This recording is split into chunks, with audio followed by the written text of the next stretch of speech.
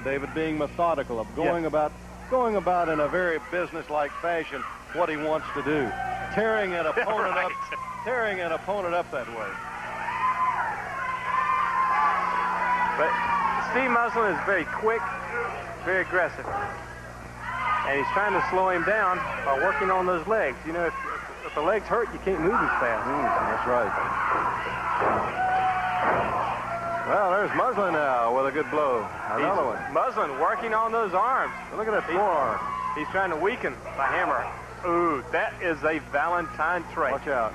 Back to the leg. All right, bends him over. Yes.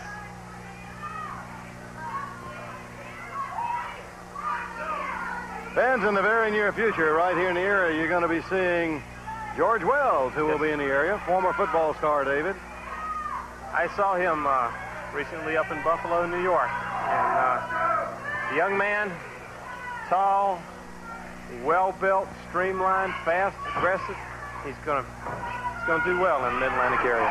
All right, Frankie Lane also will be in the area very soon. And a tag team, of course, that we're most anxious to see, the Sheep Herder. I have not seen them. I've heard a lot about them.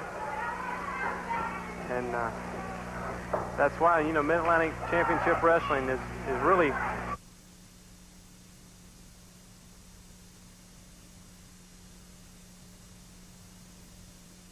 Boy, Valentine, there's the third right hand. He's taking up the side of that jaw.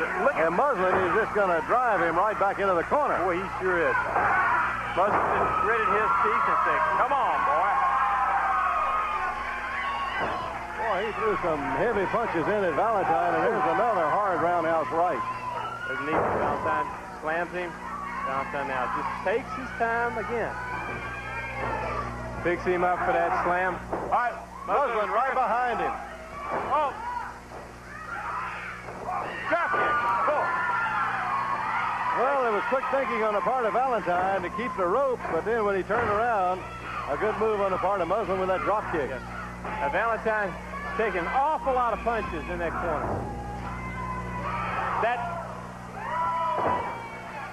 You can't trust Valentine when he's in that corner.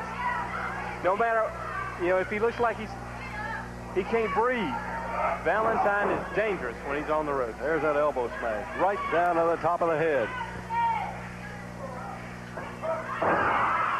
Again, out of that leg and to the thigh. He goes right back to that leg again. Takes it. Valentine enjoys. Derives great pleasure out of making his opponent suffer. He loves to put the hurt to his opponent. And that's what he's doing right now to that leg of Muslin.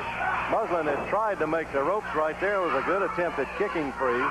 Still trying to kick off. And I tell you, that's just an indication of how tight Valentine had that leg when twice Muslin had that foot up in the face and couldn't kick off. That's right. Valentine is weakening that leg. Have to watch and see what he's going to try for. All right, then the ropes flips him across. Tackle by Muslin. Muslin. Oh, through the rope. Well, Valentine was really ready for him when he came charging off of the rope then. And Valentine threw Muslin right through the rope, hard down on the concrete floor. I think the back of his head hit the camera. It hit either the camera or the floor, and he is holding his head as he really took a tremendous blow on the back of that head. He came sailing out of the ring right into that camera, David, as you said. Ooh, that is why they call him the Hammer. That's the sledgehammer, no doubt about that one. Well, how Muslin could even get up from that is beyond comprehension. That is right. The sound you hear, ladies and gentlemen, is a man in great pain. All right, as he gets to his feet, there's Valentine. He's going to help him into the ring, David. He's going to suplex. Yes, he is. Over that top rope with that suplex back into the ring, and there's Muslin flat out in the ring. What's this? Valentine always takes great delight, as you say, in going back, getting that sledgehammer elbow, that bionic elbow of his, down hard on the opponent. Right.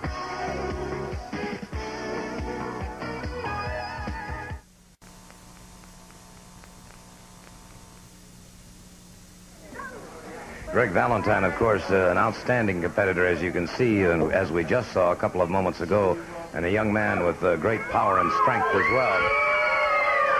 I say back in black. Yeah. You know, that film with Greg Valentine was mighty fine. As you notice, $10,000 gets a lot of people running. I mean, a lot of top talent. Just go down, make a list, and think about all the people running after $10,000. Greg Valentine, Ken Patera, Bruiser Brody. You talking about mean and nasty dudes. But you know what? Today's a special day. You know what today is? Today is Buddy's birthday. Today is Buddy's birthday. And what I want you to do is I want you to go out tonight and just get as nasty as you can get. Because tomorrow happens to be 1 year that Buddy's been with us. 1 full year. And I say, why don't you turn me loose? Why don't you just go ahead and turn me loose and let me do it my way or no way at all? And you know how my way is, don't you, buddy? And I know you know how my way is. And I think tomorrow, on the anniversary of Buddy being with us, that's a nice time to get wild. And I suggest that if anybody was to come messing with you tomorrow, that you should give them just exactly what they deserve tomorrow or any time. Because people keep pushing, but you're going to get pushed right back. Well, what about this man Volkov that you brought in? I'm really curious about this. I know well of his reputation. There's nothing to say. You saw what he did to the little kid. He broke his arm. It's the same thing he's going to do to Tommy Rich. All right, the comments from Michael Hayes and the fabulous Freebirds. May I just say, in retrospect, in everything that's been going on, and all, of course, this talk about Tommy Rich, and this situation with Rich obviously has become an obsession with Michael Hayes, but I do feel that certainly a man of Tommy's character, his capabilities and all, I certainly hope that he's able to overcome this newest obstacle and, of course, his quest to regain the World Heavyweight Championship. And I think that's the prime thought on Tommy Rich's mind right now is hopefully to garner the Georgia Heavyweight Championship, and from there to a rematch with the NWA World Heavyweight Champion Harley Race. One certainly has to give Harley Race tremendous credit. The only man in professional wrestling history to hold the world title on 6 different occasions. And here's a man who at one point in his career was told that he would never walk again, far less wrestle, and has achieved the absolute pinnacle by getting the World Heavyweight Championship. Of course, we'll be looking to find out who will be the new Georgia Heavyweight Champion. We'll have him on the air here next week here on Georgia Championship Wrestling, along with a host of other great competitors.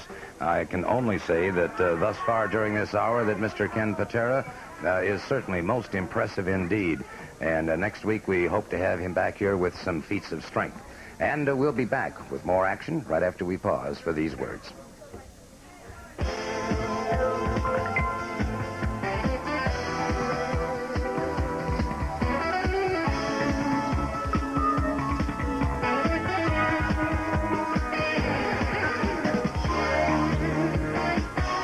During the next hour here on Georgia Championship Wrestling, we'll be seeing Dusty Rhodes, the American Dream, in action. Also be seeing Ricky and Robert Gibson in an Australian tag team match. And the very, very popular Wahoo McDaniels returns, and he'll be taking on a 250-pound opponent. That should be quite a match indeed. We'll also be watching the fabulous Freebirds in action. We'll be talking more to them about things that are going on throughout the state of Georgia. And we'll be seeing Ted DiBiase in an unusual, rather, workout situation. Also, Ken Patera, the world's strongest professional wrestler, will be in action. All of this upcoming during this next hour here on Georgia Championship Wrestling. And, of course, let me repeat once again that a tournament has been ordered for the Georgia Heavyweight Championship belt. This title has been vacated. And so a round-robin tournament has been ordered, and next week here on Georgia Championship Wrestling, we will have the new Georgia Heavyweight Champion with us. Several outstanding competitors have already indicated that they're going to compete in that particular... Oh, my. Well, as you can hear, the vociferous Mr. Michael Hayes and the fabulous Freebirds have suddenly burst upon the scene for their match, so let's turn it over to our ring announcer. this fall.